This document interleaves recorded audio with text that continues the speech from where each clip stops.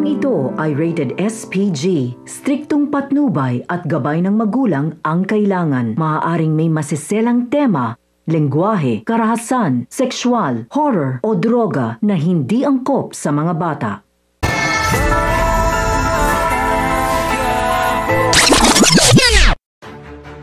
Ang mga dapat nating abangan sa FPJ's Batang Quiapo, walang kaalam-alam si Tanggol na may masama na palang balak ang kasamahang inmates ng grupo ni Nabong sa kanya at sa kanyang mga kaibigan. Matapos niyang gumamit ng CR ay hindi na siya nakabalik sa loob ng selda dahil sa pagkakandado ng kasamahan ni Bong sa kanilang selda. Buong pag-aakala nila na naroon si Tanggol ngunit nagkamali sila. Gayunpaman, tinuloy pa rin nila ang utos ni Bong na tapusin na ang mga kasamahan ni Tanggol kung kaya't dito walang awang pinagsasaksak ang mga ito at halos mawalan ng malay sa dami ng suntok at pambubugbog sa kanilang tinamo.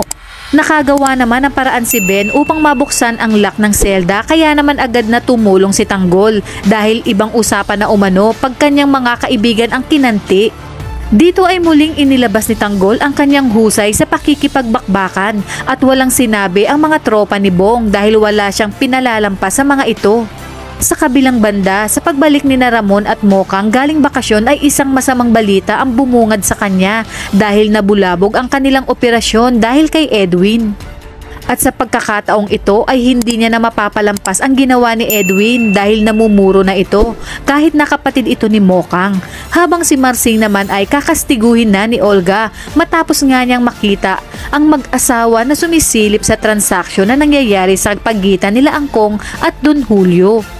Dahil sa pagpasok ng pamilya ni Mokang sa pamilya ni Ramon ay mukhang unti-unti nang malalaman ni Mokang kung ano ba talaga ang tunay na negosyo ng kanyang napangasawang si Alberto aka Ramon.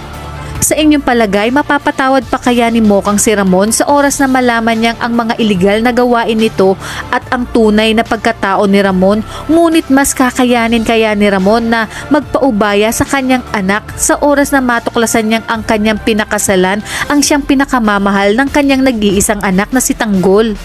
Kaya naman kapamilya, kapit lang dahil marami pa tayong mga eksenang dapat abangan sa pambansang teleserye ng Sambayanan, ang FPJ's Batang Quiapo.